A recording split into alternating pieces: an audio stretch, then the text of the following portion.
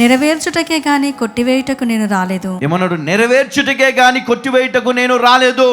ఆకాశమును భూమియు గతించిపోయిననే, ఆకాశము భూమియు గతించిపోయిననే గాని ధర్మశాస్త్రమంతయు నెరవేరు వరకు, ధర్మశాస్త్రమంతయు నెరవేరు వరకు దాని నుండి ఒక పుల్లైనను, దాని నుండి ఒక పొల్లైనను, ఒక సున్నా అయినను, ఒక సున్నా అయినను తప్పిపోదని నిశ్చయముగా మీతో చెప్పుచున్నాను.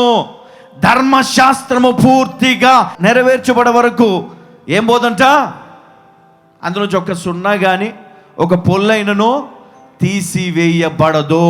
అంటే అది పూర్తిగా నెరవేర్చబడాలి, అది జరగాలి.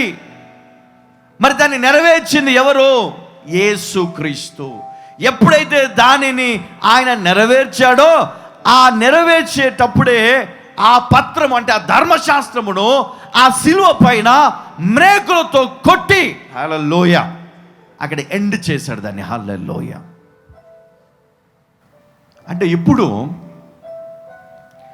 ఏమి కొట్టివేయబడింది అక్కడ అంటే, దేవుడు ఏ శాస్త్రమునైతే, ఏ ధర్మశాస్త్రమునైతే దేవుడు వీరి విషయమై పెట్టాడో, దానిని క్రీస్తు ద్వారా దేవుడు ఏం చేశాడు?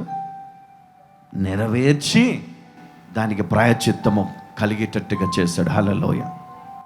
మధ్యలో కొట్టివేయబడలే, మధ్యలో తీసివేయబడలే, అది నెరవేర్చడం జరిగింది. హల్లెలూయా, హల్లెలూయా. అందుకనే చూడండి, ఇక్కడ ఈ పాపము ద్వారా ఎన్ని విధాలుగా మనం నష్టపోయామో, వీళ్ళు చేసిన పాపము ద్వారా దేవుని నుండి మనల్ని వేరు చేయగలిగింది. అది ఏది? సర్పము మాట విని నువ్వు వాక్యానికి అంటే వాక్యం అంటే ఏంటి? దేవుడు. వాక్యము ఏమై ఉన్నది? దేవుడై ఉన్నాడు కదా. ఈ వాక్యము దేవుడై ఉన్నప్పుడు, మరి ఈ వాక్యం విన్నప్పుడు ఆ వాక్యము మరి మనతో ఎవరు మాట్లాడుతున్నట్టు? దేవుడే మాట్లాడుతున్నాడు. కానీ చాలామంది ఈ వాక్యము నేను బోధించేటప్పుడు దాన్ని అర్థం చేసుకోరు. అంటే అర్థమయ్యే విధంగా నేను బోధించినప్పటికీ కూడా వాళ్ళు దాన్ని వేరేలాగా అర్థము చేసుకుంటారు. కానీ అది కరెక్ట్ కాదు. లోపాలు సరి చేసుకోవాలి. మనలో ఉన్న లోపం, మనలో ఉన్నటువంటి మరి ఆ యొక్క తలంపులు మంచివా చెడ్డవా, కోపంతో తీసుకున్నానా ఈ తలంపులు, తొందరపడి తీసుకున్నానా, ఒకరి మీద ద్వేషముతో నేను ఇక పని చేస్తున్నానా? చూడండి, ఈరోజు ఒకరిపైన నాకు కోపం వచ్చింది, ఏదో బాధ కలిగింది, వెంటనే నేను ఒక నిర్ణయం తీసేసుకొని ఏదో నేను చేసేస్తాను అనుకున్నాను. కానీ అది దేవునికి ఇష్టమా? దేవుని చిత్తమా? దీన్ని నువ్వు తెలుసుకున్నావా? సాతాను చెప్పాడు, సరే సర్పం నీ చెవిలో ఊదేసిండు, ఏమని? నువ్వు ఇది వద్దు చెప్పగా నువ్వు వినేసావు. అది దేవుని చిత్తమా? చూడండి, అవ్వ ఆ సర్పం చెప్పినప్పుడు మరి ఇది దేవుని చిత్తమా అని ఆలోచించిందా? ఆలోచించలే. ఈరోజు నువ్వు కూడా ఆలోచించకుండా అలాంటి నిర్ణయాలు తీసుకున్నావా?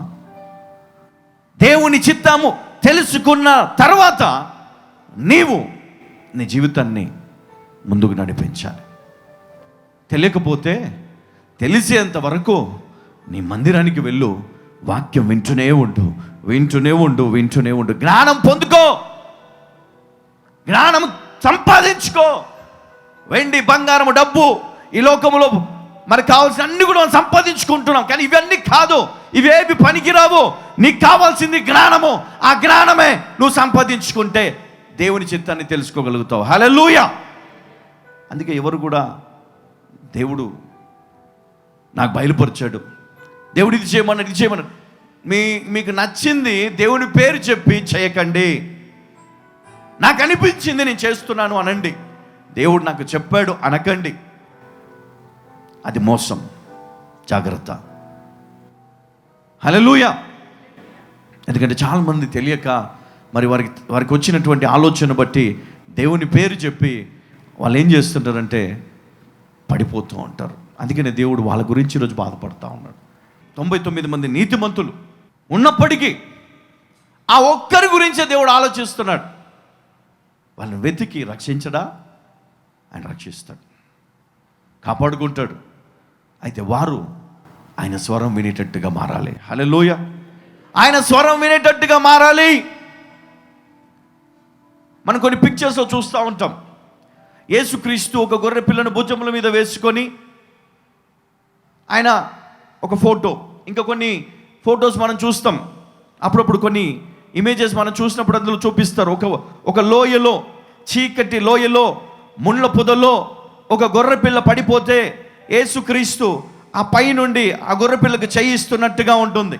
నిజమే, మనకు తెలిసి తెలియక తప్పుడు మార్గంలో వెళ్ళినప్పుడు ఆ ముళ్ళ పొదలో చిక్కుకున్నట్లుగా కొన్ని సమస్యల్లో మనం చిక్కుకుంటాం, కొన్ని ఇబ్బందులు మనం చిక్కుకుంటాం, కొన్ని బాధల్లో చిక్కుకుంటాం, వ్యాధిలో చిక్కుకుంటాం, లేమిలో చిక్కుకుంటాం, భయములో చిక్కుకుంటాం. అప్పుడు యేసయ్యనికి చేయిస్తూ ఉంటే యేసయ్యను చూస్తూ నువ్వు చెయ్యి ఇవ్వాల్సింది పోయి ఈరోజు నువ్వు నన్ను తిట్టావు, నువ్వు నన్ను కొట్టావు, నువ్వు నా పైన అరిచావు అంటే ఎవరు నష్టపోతారమ్మా? చెప్పండి, ఎవరు నష్టపోతారు? నేను ప్రార్థన చేస్తాను, నువ్వు నాకు ఇయ్యలే కదా, ఇంకా నేనెందుకు ప్రార్థన చేయాలి? నువ్వు చేస్తూనే ఉండాలా, జ్ఞానం సంపాదించుకో. చూడండి, దేవుని నుండి మనం తొలగిపోయాం, దేవుని నుంచి వేరు చేయబడ్డాం. గలతీ 5:19-21 వరకు. శరీర కార్యములు స్పష్టమై ఉన్నవి. అవేవనగా జారత్వము, చూడండి, జారత్వము, అపవిత్రత, కాముకత్వము, విగ్రహారాధన, అభిచారము, ద్వేషములు, కలహము, మత్సరములు, క్రోధములు, కక్షలు, భేదములు, విమతములు, అసూయలు, మద్దతులు, అల్లరితో కూడిన ఆటపాటలు మొదలైనవి. ఇవన్నీ ఏంటి? ఇవన్నీ కూడా దేవుడి నుంచి దూరం చేస్తాయి, పరలోకం నుండి దూరము చేస్తాయి, దేవుని కృప నుండి దూరము చేస్తాయి, అభిషేకము నుండి మనల్ని దూరం చేస్తాయి, జ్ఞానము నుండి మనల్ని వేరు చేస్తాయి. కాబట్టి దయచేసి ఈరోజు మీరు ఏది చేసినా, ఏ నిర్ణయం తీసుకున్నా ఒక్కసారి ఆలోచన చేయండి. ఏ తప్పు చేస్తున్నా ఒక్కసారి ఆలోచన చేయండి. ఎందుకంటే మనము పరలోకము నుండి ఈ పాపము దూరం చేస్తుంది. పరలోకాన్ని దేవుడు మనకు ఎప్పటికీ మనకు కనపడకుండా దేవుడు ఏం చేస్తాడు? అడ్డు పెట్టాడు. ఈ మంచి చెడులను మరి తెలివినిచ్చు ఆ వృక్షము, ఆ మార్గమును దేవుడు మూయించి మరి అక్కడ కేరుబులను, మరి అగ్నిని దేవుడు మరి సిద్ధము చేసి పెట్టాడు.